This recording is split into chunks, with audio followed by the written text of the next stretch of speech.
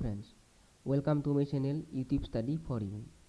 আজিৰ এই ভিডিঅ'টোত আমি কেইটামান অতি গুৰুত্বপূৰ্ণ জেনেৰেল নলেজৰ কুৱেশ্যন আনচাৰ লৈ আহিছোঁ। গতিকে অনুগ্ৰহ কৰি ভিডিঅ'টো শেষলৈকে চাওক আৰু ভিডিঅ'টো ভাল লাগিলে ভিডিঅ'টো লাইক কৰিব, শ্বেয়াৰ কৰিব আৰু আমাৰ চেনেলটো ছাবস্ক্ৰাইব কৰিব। তেতিয়াহ'লে আহক বন্ধুসকল, পলম নকৰি আমি কুৱেশ্যনবিলাক ডিছকাছ কৰোঁ। আজিৰ প্ৰথম প্ৰশ্ন, MSMEৰ সম্পূৰ্ণ নামটো কি? ইয়াৰ উত্তৰ হ'ব micro', small and medium enterprises. অসমীয়াত ইয়াক কোৱা হয় অতি ক্ষুদ্ৰ, ক্ষুদ্ৰ আৰু মজলীয়া উদ্যোগ। এইবাৰ আহিছোঁ দ্বিতীয় প্ৰশ্নটোলৈ।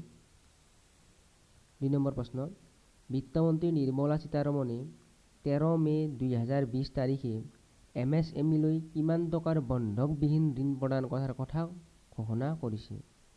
ইয়াৰ শুদ্ধ উত্তৰ হ'ব 3 লাখ কোটি টকাৰ।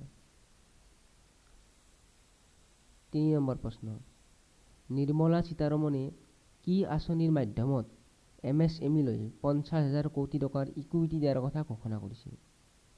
ইয়াৰ শুদ্ধ উত্তৰ হ'ব পুঁজিৰ পুঁজি নামৰ আঁচনিৰ মাধ্যমত। বন্ধুসকল, আপোনালোকে এইবোৰ লিখি ৰাখিব নাইবা ভিডিঅ'টো পজ কৰি স্ক্ৰীনশ্বট মাৰি ৰাখিব পাৰে, কাৰণ এই প্ৰশ্নবিলাক অতি গুৰুত্বপূৰ্ণ আৰু আগন্তুক যিকোনো কম্পিটিটিভ এক্সামতে ইয়াৰ পৰা অতি কমেও এটা হ'লেও প্ৰশ্ন থাকিবই তাৰমানে। এইবাৰ আহিছোঁ 4 নম্বৰ প্ৰশ্নটোলৈ। কৰোনা মহামাৰীৰ বাবে হোৱা ক্ষতিৰ বাবে বিত্তমন্ত্ৰীগৰাকীয়ে শক্তি বিতৰণ কোম্পানীসমূহক কিমান টকাৰ লিকুইডিটি অৰ্থাৎ নগদ ধন দিয়াৰ কথা ঘোষণা কৰিছে? ইয়াৰ শুদ্ধ উত্তৰ হ'ব 90,000 কোটি টকাৰ।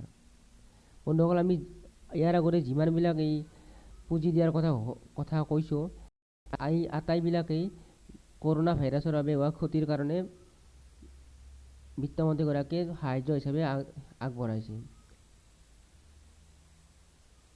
এইবাৰ আহিছোঁ 5 নম্বৰ প্ৰশ্নটোলৈ। বেংক বহিৰ্ভূত বিত্তীয় প্ৰতিষ্ঠান, মাইক্ৰ' ফাইনেন্স প্ৰতিষ্ঠান, আৱাসিক বিত্তীয় কোম্পানীসমূহৰ বাবে কিমান টকাৰ বিশেষ লিকুইডিটি আঁচনিৰ কথা ঘোষণা কৰিছে? ইয়াৰ শুদ্ধ উত্তৰ হ'ব 30,000 কোটি টকাৰ। এই আটাইবিলাক 12 মে' 2020 তাৰিখে ঘোষণা কৰা হৈছে। এইবাৰ আহিছোঁ 6 নম্বৰ প্ৰশ্নটোলৈ। MSMEয়ে 12/5/2020 তাৰিখে মুকলি কৰা পৰ্টেলটোৰ নাম কি? ইয়াৰ উত্তৰ হ'ব চেম্পিয়নছ। এই পৰ্টেলটো কিয় মুকলি কৰা হৈছে? দেশৰ অতি ক্ষুদ্ৰ, ক্ষুদ্ৰ আৰু মজলীয়া উদ্যোগীসকলৰ সহায়ৰ বাবে এই পৰ্টেলটো মুকলি কৰা হৈছে। এইবাৰ আহিছোঁ 7 নম্বৰ প্ৰশ্নটোলৈ। কেন্দ্ৰীয় চৰকাৰে 1 জুন 2020 তাৰিখৰ পৰা দেশৰ 20খন ৰাজ্যশাসিত অঞ্চলত ৰেচন কাৰ্ড পৰ্টেবিলিটি সেৱা ডেছ মুকলি কৰাৰ সিদ্ধান্ত লৈছে। ইয়াৰ শুদ্ধ উত্তৰ হ'ব এক দেশ এক ৰেচন কাৰ্ড। এইটো অতি গুৰুত্বপূৰ্ণ প্ৰশ্ন। বন্ধুসকল, আপোনালোকে এইবিলাক লিখি ৰাখিব দেই, এতিয়া কৈ দিছোঁ মই। এইবাৰ আহিছোঁ 8 নম্বৰ প্ৰশ্নটোলৈ। আন্তৰ্জাতিক পৰিয়াল দিৱস কেতিয়া পালন কৰা হয়? ইয়াৰ শুদ্ধ উত্তৰ হ'ব 15 মে'। 9 নম্বৰ প্ৰশ্ন, ৱৰ্ল্ড টেলিকমিউনিকেশ্যন ডে কোনদিনা পালন কৰা হয়? ইয়াৰ উত্তৰ হ'ব 17 মে'।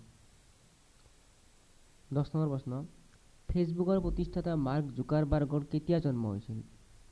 ইয়াৰ শুদ্ধ উত্তৰ হ'ব 14 মে' 1984 চনত।